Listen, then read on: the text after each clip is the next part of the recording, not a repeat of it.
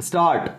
A written statement was filed in which several pleas were raised, including that the defendant was not in a position to get the tenants evicted from the premises, full stop. It was also pleaded that the suit for permanent prohibitory injunction was not maintainable in view of the bar under section 41 of the Specific Relief Act, as the suit ought to have been instituted for relief of specific performance, full stop.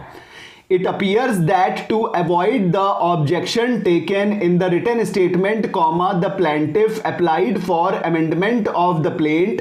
so as to add a relief for mandatory injunction to direct the defendant to perform the contractual obligation set forth in the agreement for sale, full stop. This application was not pressed by the plaintiff, full stop. Thereafter, a more comprehensive application for amendment of the plaint was moved, in which not only the relief for mandatory injunction but the relief for specific performance was also sought, full stop.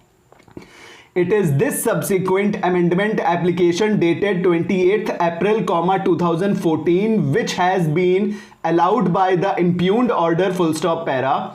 The contention of Shri P.K. Singh, learned counsel for the revisionist, is that since the suit was for permanent prohibitory injunction and the agreement for sale was dated 20.2.2008, the relief for specific performance of the agreement had become barred by time, but the amendment application was filed, therefore, by allowing the amendment application, the court below has indirectly removed a fatal defect in the suit, thereby causing serious prejudice to the defendant, full stop.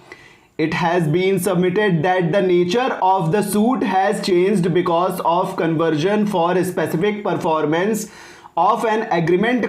which cannot be allowed, full stop, para. Per contra, Shri S.C. Tripathi, learned counsel for the plaintiff dash respondent, has submitted that the basis of the suit was the agreement for sale between the parties and the suit was instituted for enforcement of contractual obligations of the parties arising therefrom, full stop. He submitted that whether the relief for specific performance is barred by time or not has been left open by the court below while allowing the amendment, and since the question of limitation could be better adjudicated after leading of evidence, keeping in mind the terms and conditions of the agreement, it would not be appropriate for this court to adjudicate the issue of limitation at this stage, particularly when the court below has left it open to be agitated by the defendant, full stop. He further submitted that it is well settled position in law that an amendment which enables the court to decide the real controversy between the parties should be allowed, particularly when it prevents multiplicity of suits, full stop. He submitted that to avoid multiplicity of suits and to decide the real controversy between the parties, which relate to contractual obligations of the parties under the agreement, the amendment was necessitated and has been rightly allowed by the court below, full stop. He also submitted that the nature of the suit does not change by mere addition of relief because ultimately the basis of the suit remains the same, which is nothing but an agreement between the parties, full stop, para. Shri S.C. Tripathi further submitted that the court below has taken care to protect the interest of the defendant by specifically clarifying that the question of limitation would be open for the defendant to agitate, thus, The amendment does not prejudice the right of the defendant to agitate the plea that the suit for a specific performance was barred by limitation, full stop. Shri Tripathi, during the course of hearing, produced before the court the amended plaint so as to demonstrate that the amendment has already been incorporated in the plaint and court fees for the added relief has also been paid, full stop. Before dealing with the submissions of the learned counsel for the parties, it would be important to observe that it is admitted to the counsel for the parties that in this case, at the stage of allowing the amendment application, the trial had not commenced in as much as the issues had not till then been framed, full stop, para.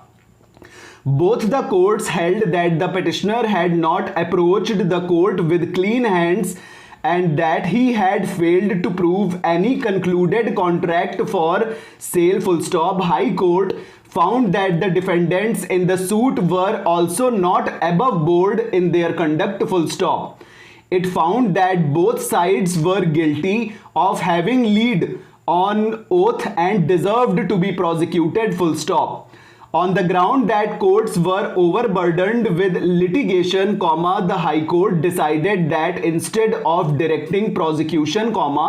heavy costs should be levied on both petitioner and respondents to be paid to the state which spends money on providing the judicial infrastructure, full stop. It then proceeded to impose exemplary costs of rupees 1 lakh on the petitioner and rupees 1 lakh on the respondents, and directed that the costs should be deposited with the Delhi High Court Legal Services Committee, full stop, over.